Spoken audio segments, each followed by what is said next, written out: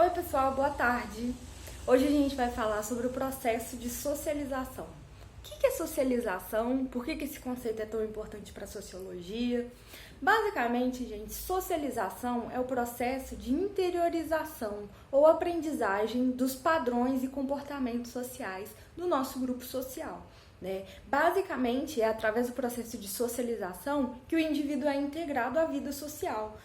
A partir do momento que você entende as regras de comportamento do seu grupo social, você consegue se relacionar com as outras pessoas. Imaginem vocês, por exemplo, se nós tivéssemos crescido, sei lá, sem ninguém falar nada, sem nenhuma regra, a sociedade ia ser o caos. Então, o processo de socialização ele é super importante na adaptação do indivíduo à vida em sociedade. Esse processo de socialização, que é esse processo de interiorização, é quando a gente aprende alguma coisa, ele acontece principalmente em duas etapas. A primeira etapa, ela vai até mais ou menos os 4 anos de idade, É o período que a gente chama de socialização primária. Nesse período, a gente interioriza as primeiras regras de comportamento humano e interioriza também os primeiros papéis sociais. Vamos lá. É na sua socialização primária que você identifica quem é seu pai, quem é sua mãe, quem é você, como você se relaciona com eles.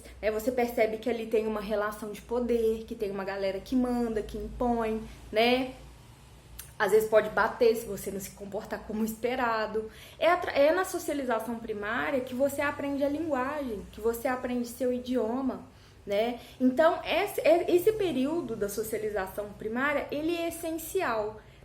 A grande característica da socialização primária é que as relações elas são mais próximas e têm um alto nível de afetividade.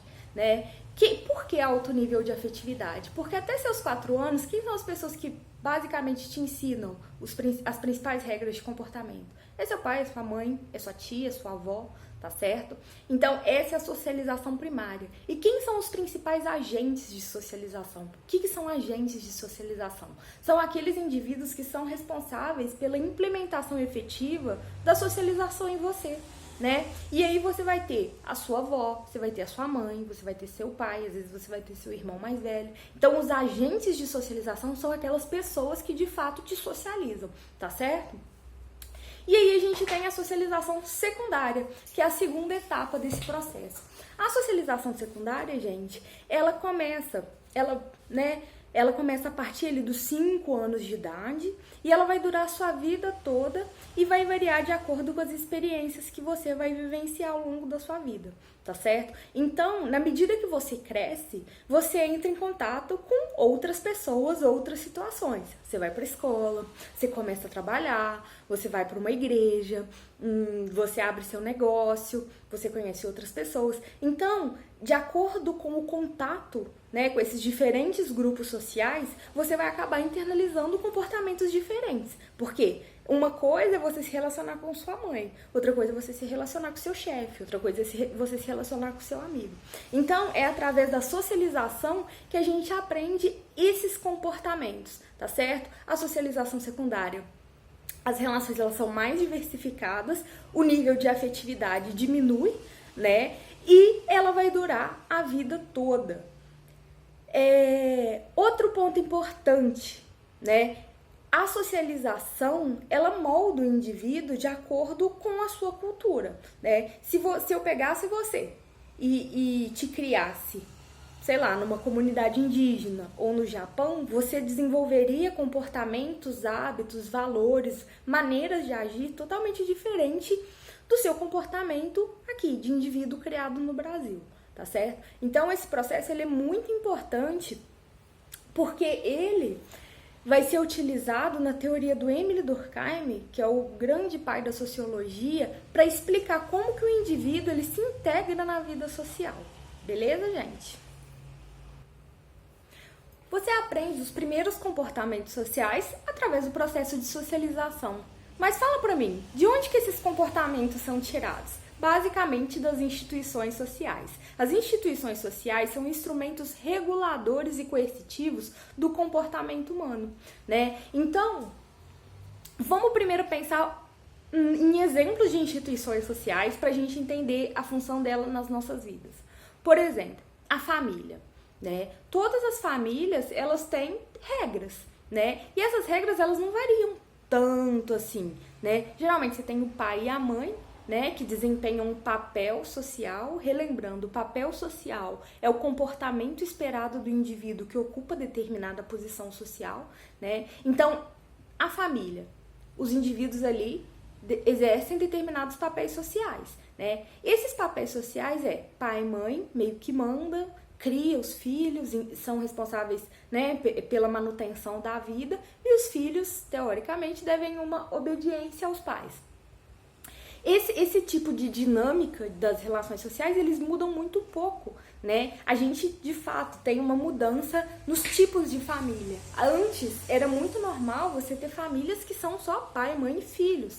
Hoje em dia, você tem famílias homoafetivas, você tem famílias que são só mães, você tem famílias que são só pais. Então, embora mude a estrutura, as regras cristalizadas dentro dessa instituição social, elas mudam muito pouco, tá? Vamos dar um exemplo de outra instituição social, o Estado. O que é o Estado, gente? É uma instituição que é responsável por fazer leis numa sociedade. Pensem comigo se não houvesse nenhuma regra escrita na sociedade, né? Se não tivesse nenhum meio de você frear comportamentos mais agressivos, comportamentos mais... Imaginem vocês se não fosse possível dar o mínimo de calculabilidade às ações humanas, né? Pode ser que a sociedade fosse um caos. Então, o Estado tem uma função que é criar leis, e essas leis minimamente regulam o comportamento humano. Aí eu te pergunto, como que regula o comportamento humano? Né? Através dos instrumentos punitivos. Vamos supor que você infringe determinada lei. O que provavelmente vai acontecer com você?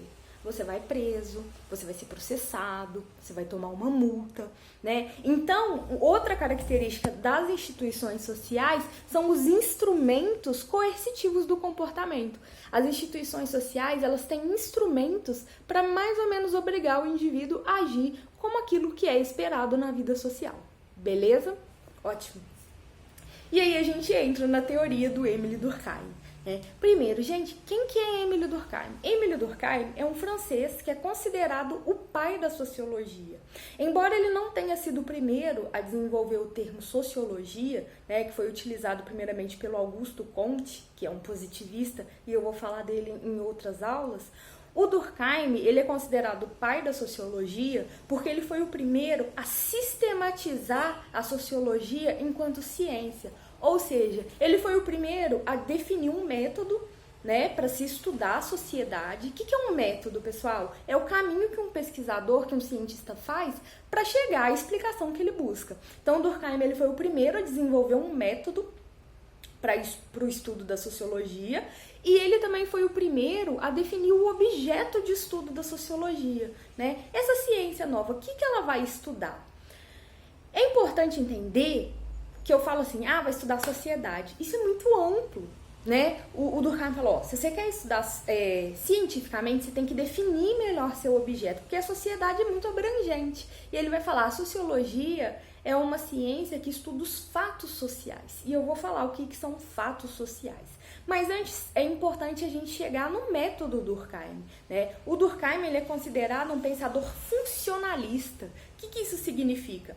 Ele vai procurar a função das instituições sociais para dar uma explicação para a dinâmica social. Segundo Durkheim, a sociedade ela funcionaria, né, mais ou menos como um corpo, né, onde cada parte da sociedade desempenha uma função na adaptação do indivíduo à vida social, tá certo? Então, cada instituição social que você entra em contato, ela é responsável por moldar seu comportamento. Pro Durkheim, então, se você quer entender a sociedade, né, busca as respostas nas instituições sociais, pois são elas que moldam o indivíduo. Beleza, gente? Esse método é considerado funcionalista, porque ele vai pensar nas funções das instituições sociais. Outro ponto importante para vocês entenderem é que o Durkheim, ele sofre uma influência muito grande das ciências naturais, né? Ele está vivenciando ali aquele período de revolução científica e as ciências naturais, elas estão com tudo. O que ele faz? Influenciado pelas ciências naturais, ele pega esse método, ele começa a analisar a vida em sociedade como um biólogo, por exemplo, analisa o meio, né? O meio natural. Só que isso, gente, tem várias críticas, mas eu vou fazer elas posteriormente. É importante que vocês entendam o que é esse método funcionalista. O método funcionalista, ele vai buscar, então, nas instituições sociais, as respostas para a dinâmica social. Pensa no seu corpo. Você concorda comigo que cada órgão que você tem desempenha uma função? O seu coração bombeia o sangue, o seu pulmão capta o oxigênio, joga para cima. Então, cada parte do nosso corpo, ela desempenha uma função para que a gente viva bem, harmonicamente, com saúde, né? O Durkheim vai falar, olha só, quando você quer analisar a sociedade e ela tá com problemas, tá um caos, procura nas instituições sociais as respostas, porque é lá que elas vão estar. Outro ponto muito importante, gente, o Durkheim é um cara que como eu falei nas aulas anteriores, a sociologia surgiu num momento de transição da sociedade, né? Num momento que a sociedade ela tá mudando muito, muito, muito, muito. E vários pensadores, eles estão tentando explicar essas novas situações que estão surgindo, né? Antes você estava lá numa sociedade europeia, rural, de repente você está numa sociedade europeia, industrial, um monte de gente vivendo na cidade, na rua, crime aumentando, prostituição, um caos, né? Então o Durkheim, ele está preocupado justamente com esse caos, né? Que as mudanças desencadeadas pelas revoluções burguesas, que é a Revolução Industrial, a Revolução Francesa, e a Revolução Científica gerou nessa sociedade. Então, o Durkheim está querendo entender o que está rolando nessa sociedade. Então, ele busca as respostas nas instituições sociais, certo? E aí a gente vai para a segunda parte da aula, que é para falar sobre o objeto de estudo da sociologia, segundo Emile Durkheim.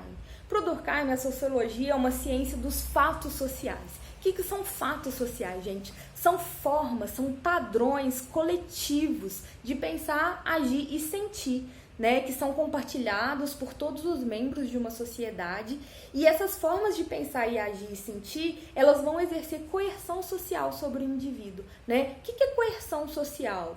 É uma pressão que a sociedade ela vai gerar no indivíduo para que ele se comporte com aquele padrão que é aceito por todo mundo. Vamos entender isso melhor. Para o Durkheim, dentro de todos nós, existem dois tipos de consciência. A consciência coletiva e a consciência individual. Segundo esse autor, existe uma preponderância da consciência coletiva em relação à consciência individual. O que isso significa, gente? Que a forma de pensar que é compartilhada por mim, por você, por todo mundo, né? Ela se sobrepõe àqueles pensamentos que são individuais, que são só nossos, aquelas coisas que a gente pensa e não conta pra ninguém, né? O que isso significa? Qual que é o efeito disso na sociedade?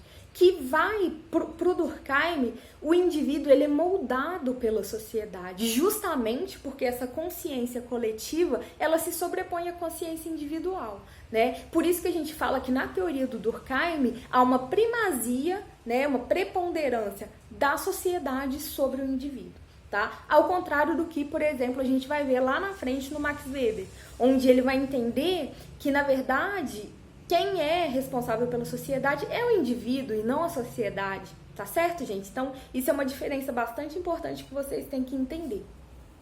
Mas voltando aos fatos sociais, né? Os fatos sociais, então, é resultado da consciência coletiva. Os fatos sociais são formas de pensar e sentir que vêm da consciência coletiva, né? Esses padrões de comportamento que a gente tem, esses padrões de beleza, padrões estéticos, padrões padrões morais, padrões econômicos, tudo isso para o Durkheim vem da sociedade e vai determinar nosso comportamento, tá certo?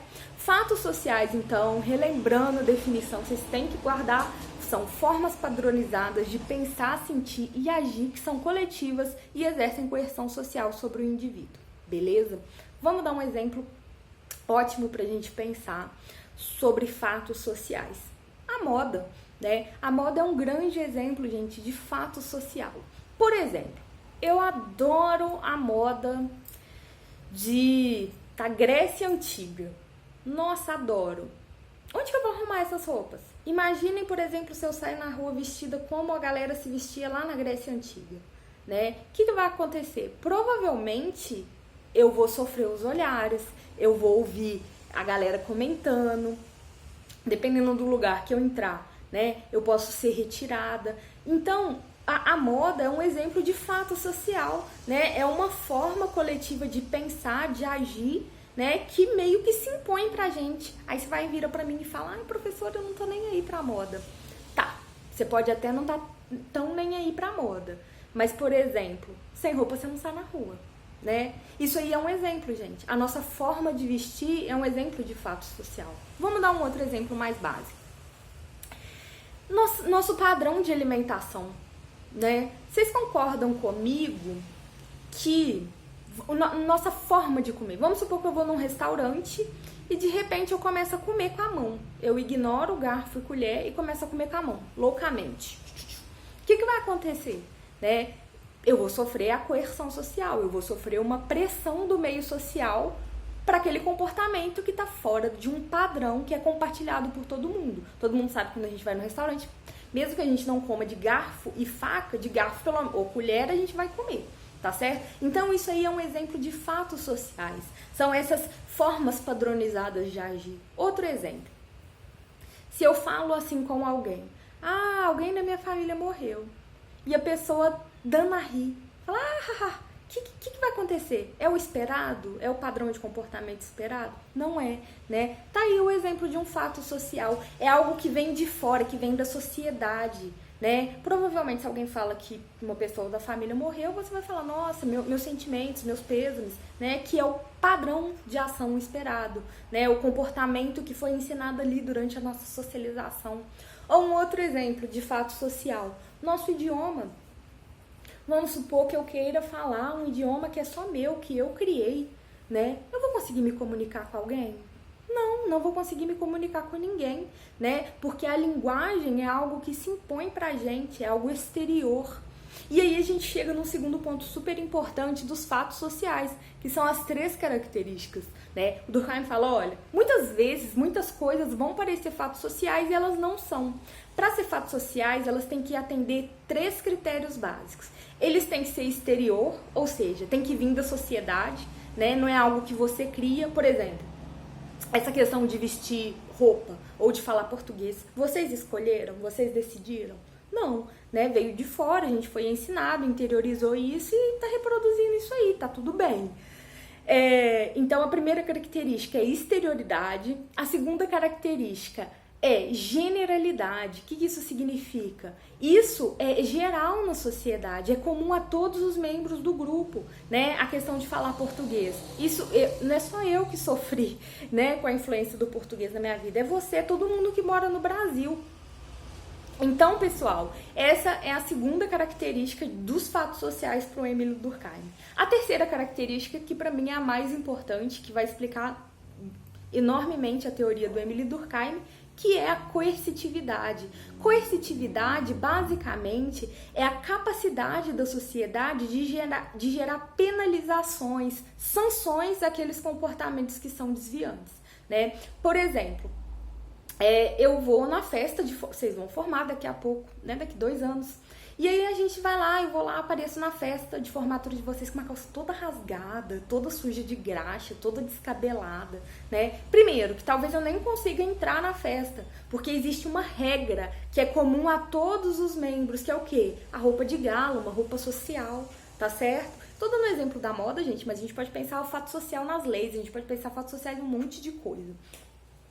Então, a terceira e última e principal característica do fato social é a coercitividade, que é essa capacidade da sociedade de gerar punições, sanções. E aí o Durkheim vai falar, existem 2 tipos de sanções produzidas pelas sociedades. As sanções espontâneas, que são olhares, são fofocas, são deboche, né? Quem nunca, por exemplo, começou a rir de alguém que teve algum comportamento assim mais fora do padrão, né? Ou quem nunca chegou numa festa e se sentiu com vergonha. Quando você chega numa festa e sente vergonha porque você ou tá muito arrumado ou pouco arrumado, é um exemplo de coerção social, né? É a sociedade coagindo seu comportamento, a sua forma de agir, né, no meio social. E as sanções legais, que é uma forma de coercitividade, tá certo? É uma forma de penalização que a sociedade cria, mas é uma penalização que ela tá inscrita na lei, né? Vamos supor que eu roubo alguém, que eu mato alguém, né? Eu vou sofrer as sanções legais, que é ser presa, às vezes tomar uma porrada da polícia, né? Isso aí, então, são dois tipos de sanções que estão dentro da coerção social, que são características dos fatos sociais. Tá certo? Então, para o Durkheim, a sociologia estuda justamente essas formas padronizadas de agir, né? Que são compartilhadas pelos membros de uma sociedade. E também, outro ponto que a sociologia vai estudar é quais os instrumentos que essa sociedade ela cria para fazer com que os indivíduos se comportem dessa maneira esperada. Tá certo? Então, recapitulando a ideia central do pensamento do Durkheim. A sociedade, ela impõe comportamentos aos indivíduos, principalmente através dos mecanismos de coerção social. Essa coerção, ela pode ser espontânea, ou ela pode ser legal, né? Ou seja, ela pode estar prescrita na lei e aí, querendo ou não, ela vai determinar ou punir o indivíduo quando ele não tem aquele comportamento que é esperado pelo meio social, tá certo? Valeu, galera, até a próxima aula!